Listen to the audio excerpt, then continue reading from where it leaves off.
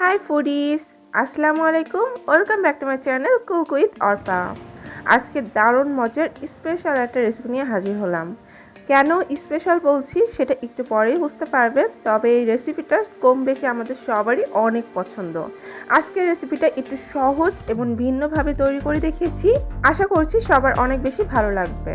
তো প্রথমেই আমি একটি প্যানের মধ্যে দিয়ে দিলাম 1 বাটি চাউল, আর দিয়ে দিচ্ছি একটা মাঝারি সাইজের আলু, একটা টমেটো কুচি, আলুটাকেও কিউব করে কেটে নিয়েছি, 1 মুঠো দিয়ে দিলাম রসুন, আস্ত রসুন দিয়েছি, আর স্বাদ মতো কিছুটা কাঁচামরিচ দিয়েছি এই 10-15টার মতো, 2টা পেঁয়াজ কুচি দিয়েছি, আর মসুরির ডাউল দিয়েছি, কলাইয়ের ডাউল দিয়েছি এবং দিয়েছি এটা ছোলার ডাউল।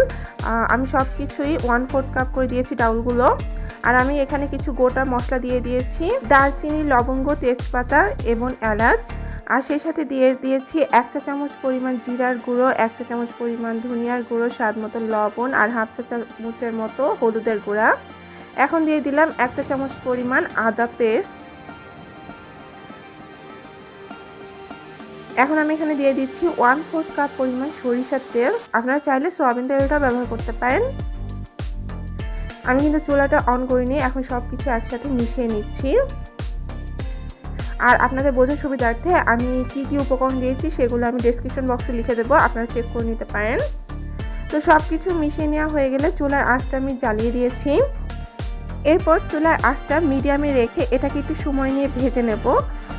মানে মশলাটার সাথে এই চালটা একটু ভালোভাবে ভুনা হয়ে যাবে, এতে করে কিন্তু টেস্টটা বহুগুণে বেড়ে যায়। তো খুব ভালোভাবে চালটাকে ভেজে নেওয়ার পরে আমি এখানে পানি দিয়ে দিচ্ছি 3 বাটি। আমি এই বাটির 1 বাটি পরিমাণ চাউল নিয়েছিলাম, আর ডাউল এবং আলু দিয়েছিলাম, তো সেই অনুযায়ী মাপ করে আমি এখানে 3 বাটি পরিমাণ পানি দিয়ে দিয়েছি। তবে আপনারা যদি কেউ আরেকটু সফট খেতে চান তাহলে কিন্তু আরও 1/2 বাটি পানি এখানে অ্যাড করতে পারেন। তো নেড়েচেড়ে মিশিয়ে নিলাম। এরপর আমি এটাকে পানিটা সম্পূর্ণ শুকিয়ে আসা পর্যন্ত অপেক্ষা করছি। তো এই পর্যায়ে কিন্তু এখনও কিছুটা লিকুইড ভাব আছে, তারপর আমি একটু নেড়েচেড়ে দিচ্ছি, উল্টে পাল্টে দিচ্ছি। আর চুলার আঁচটা পুরোটা সময় মিডিয়ামে রেখে আমি এটাকে সিদ্ধ করেছি।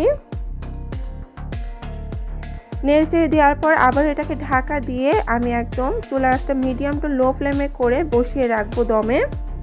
এতে করে চালটা খুব সুন্দরভাবে হয়ে যাবে এবং পানিটাও সুন্দরভাবে শুকিয়ে যাবে।